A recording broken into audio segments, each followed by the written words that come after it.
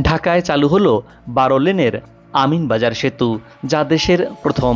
ঢাকার প্রবেশ পথকে যানজটবিহীনভাবে চলাচলের জন্য সরকার যে কয়টি প্রকল্প হাতে নিয়েছে তারই অংশ হিসেবে এই আমিনবাজার সেতুটি নির্মিত হয়েছে।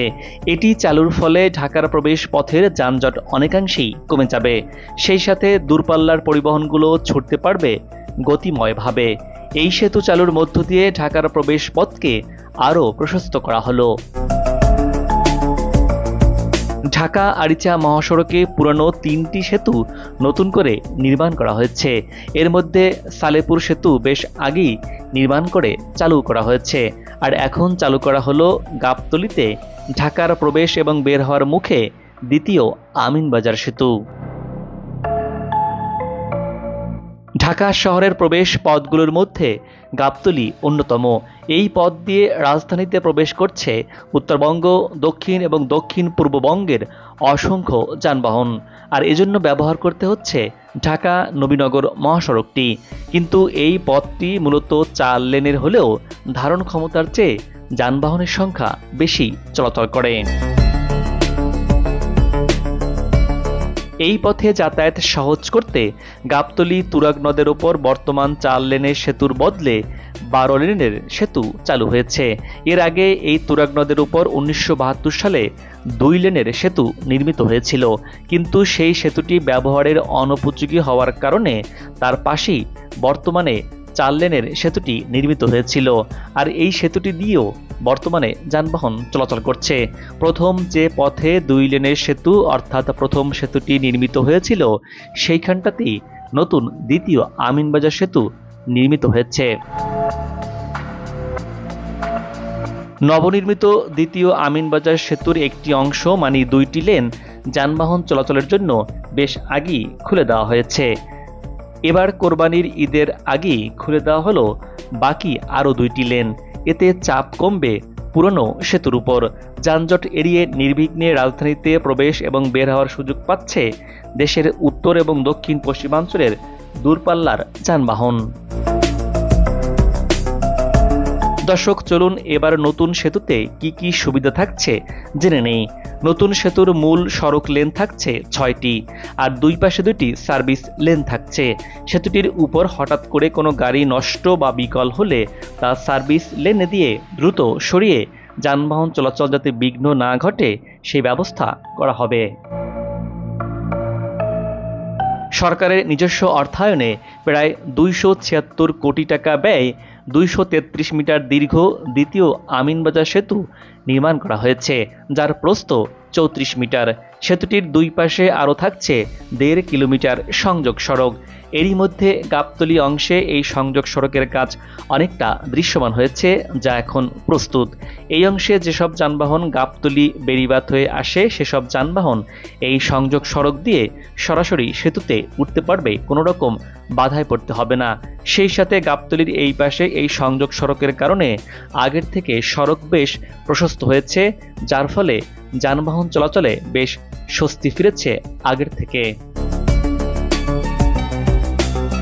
এছাড়া আমিনবাজার অংশে থাকছে এই সেতুর আরেকটি চমক, আর তা হলো সেতুর উত্তর পাশে সাভারের দিকে তৈরি হয়েছে নতুন ওভারপাস।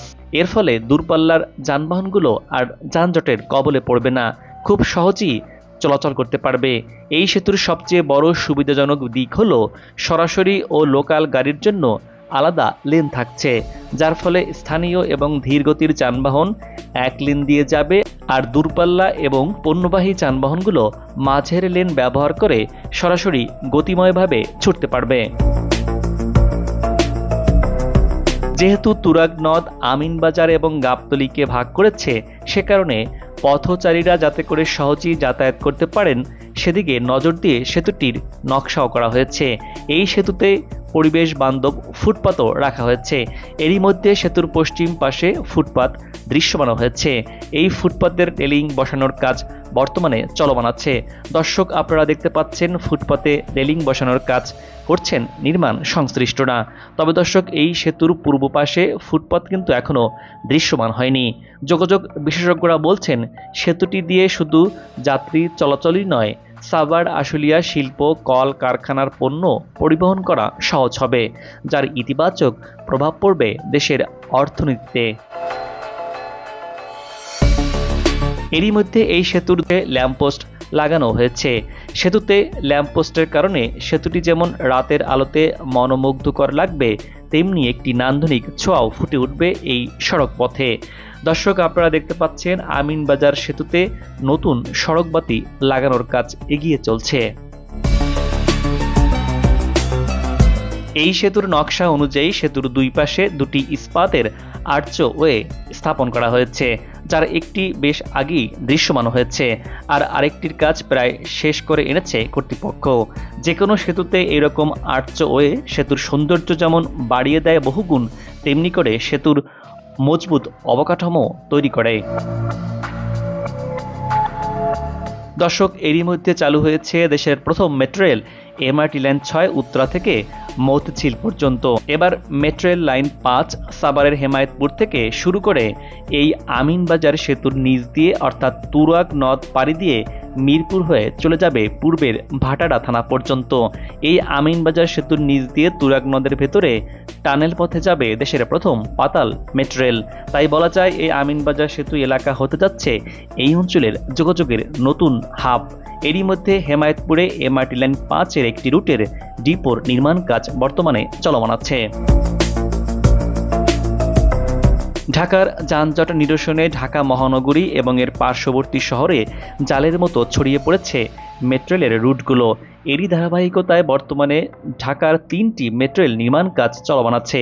এর মধ্যে এমআরটি লাইন 5 উত্তর রুট, যেটি সাভারের হেমায়েতপুর থেকে ভাটারা পর্যন্ত যাবে, আর এটি ছুঁয়ে যাবে ঢাকার অন্যতম প্রবেশদ্বার গাবতলীকে। আর গাবতলীতেই নির্মিত হচ্ছে মেট্রো রেলের প্রথম মাল্টিমোডাল হাব বা বহুমুখী জংশন। গাবতলীর বর্তমান বাস ডিপো যেখানে আছে সেখানেই এমআরটি লাইন 2, এমআরটি লাইন 5-এর উত্তর রুট, এমআরটি লাইন 5-এর দক্ষিণ রুটের মেট্রো রেল স্টেশন হবে। বলা যায় এই 3টি রুট ছুঁয়ে যাবে বর্তমান গাবতলী বাস টার্মিনালকে, আর এ কারণেই শহরমুখী লাখো লাখো মানুষের যোগাযোগের প্রধান দ্বার গাবতলী বাস টার্মিনালকে সরিয়ে নেওয়া হবে। ঢাকা পরিবহন সমন্বয় কর্তৃপক্ষের সুদূর প্রসারী পরিকল্পনার অংশ হিসেবে তুরাগ নদের ওপারে হেমায়েতপুরে সরে যাচ্ছে গাবতলী বাস টার্মিনাল। আর মেট্রো রেল লাইন 5-এর নির্মাণ কাজের জন্য গাবতলী গরুরহাট এলাকায় নির্মাণ করা হবে অস্থায়ী একটি বাস টার্মিনাল। ঢাকায় বাস চলাচল সুষ্ঠু ও নিয়মতান্ত্রিক কাঠামোয় আনতে গাবতলী বাস টার্মিনাল হেমায়েতপুরে স্থানান্তরের সিদ্ধান্ত নিয়েছে ঢাকা উত্তর সিটি কর্পোরেশন। এ লক্ষ্যে একটি প্রকল্প প্রস্তাব পরিকল্পনা কমিশনে পাঠানো হয়েছে। এছাড়া ঢাকার চারপাশে আরও 4টি পরিকল্পিত বাস টার্মিনাল নির্মাণ করা হবে। সেই সাথে স্থানান্তর করা হবে মহাখালী এবং সায়দাবাদ বাস টার্মিনালও। দর্শক, এবার বিদায় নিচ্ছি। আগামীতে আবারও দেখা হবে নতুন কোনো জায়গা, তথ্য, ইতিহাস আর উন্নয়ন চিত্র নিয়ে। আপনার পছন্দের কোনো ভিডিও চিত্র দেখতে চাইলে কমেন্টস বক্সে লিখে জানান। ভিডিওটি ভালো লাগলে চ্যানেলটি সাবস্ক্রাইব করে লাইক দিয়ে শেয়ার করুন। ভালো থাকুন, নিরাপদে থাকুন এবং সাথেই থাকুন।